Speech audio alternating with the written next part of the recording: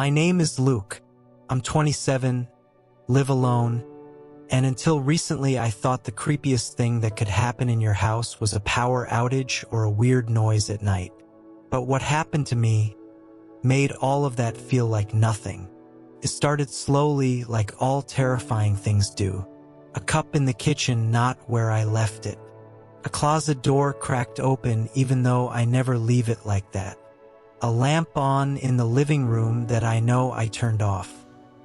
I blamed stress, lack of sleep, anything but the truth. But one night, something happened that I couldn't ignore. I woke up at 3:14 a.m. to the sound of my bathroom fan turning on. Not loudly, just a soft hum. I thought maybe I left it on, so I got out of bed to turn it off. When I walked in, the fan was already off, but the vent cover was slightly loose. I don't know why I reached for it. Curiosity, maybe. Something in my gut told me to check. I climbed onto the counter, unscrewed 2 little bolts, pulled the vent forward, and froze. Behind the metal cover, tucked into the shadows of the duct, was a tiny black circle. A lens. Hidden camera. I stumbled back so fast I nearly fell. My entire body went cold. A camera. In my bathroom, pointed directly at the shower. My heart started racing so violently I felt lightheaded. And for a moment, couldn't breathe. I grabbed the camera with shaking hands and yanked it out of the wall. It was warm, like it had been running for a long time. I checked the back, a tiny memory card slot. But instead of a card, there was a tiny Wi-Fi antenna wired to the board. Someone wasn't recording me. Someone was streaming me. I felt sick, violated, angry, terrified, 1,000 emotions at once.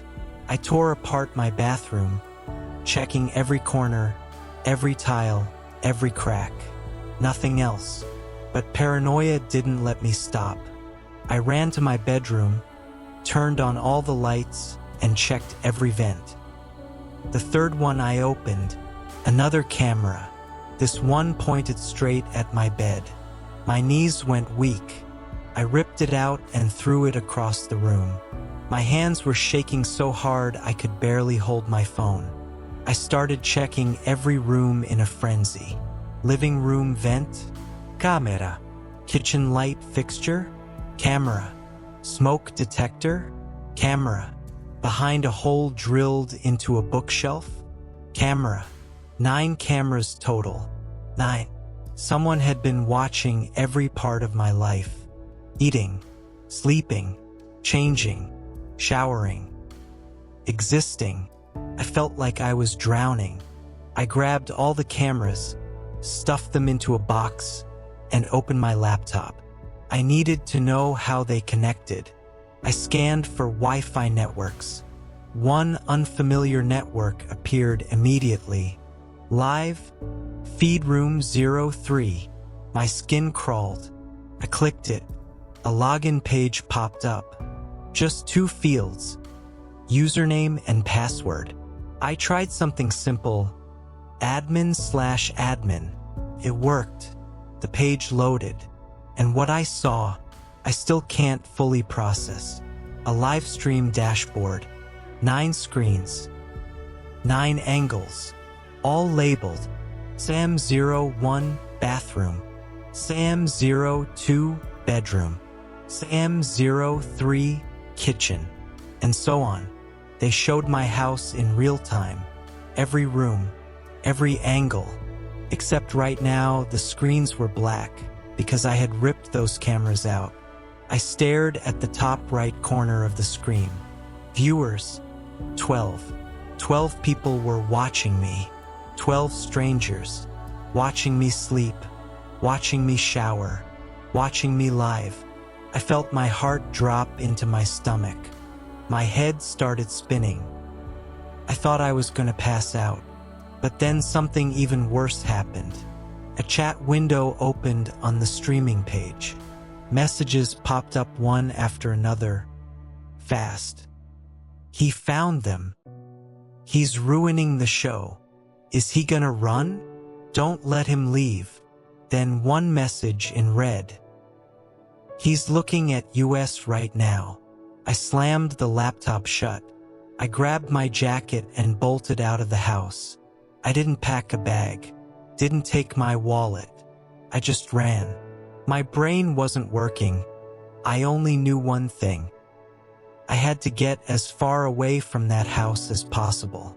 I spent the night in my car in a Walmart parking lot, shaking uncontrollably. Every time headlights passed by, I jumped. The next morning, after hours of panic, I decided to go to the police. I expected them to rush into action, raid the house, shut down the network. But they didn't. They took notes, asked questions, but none of them looked surprised. One officer exchanged a look with another, a look I didn't understand at the time. They said they'd investigate, but they didn't take my laptop, didn't take the cameras, didn't go to the house right away. Instead, they told me to come back the next day. I didn't go home. I booked a motel 2 towns over. That night, around 2 a.m., someone knocked on my motel door. 3 slow knocks. My blood froze. I didn't open it.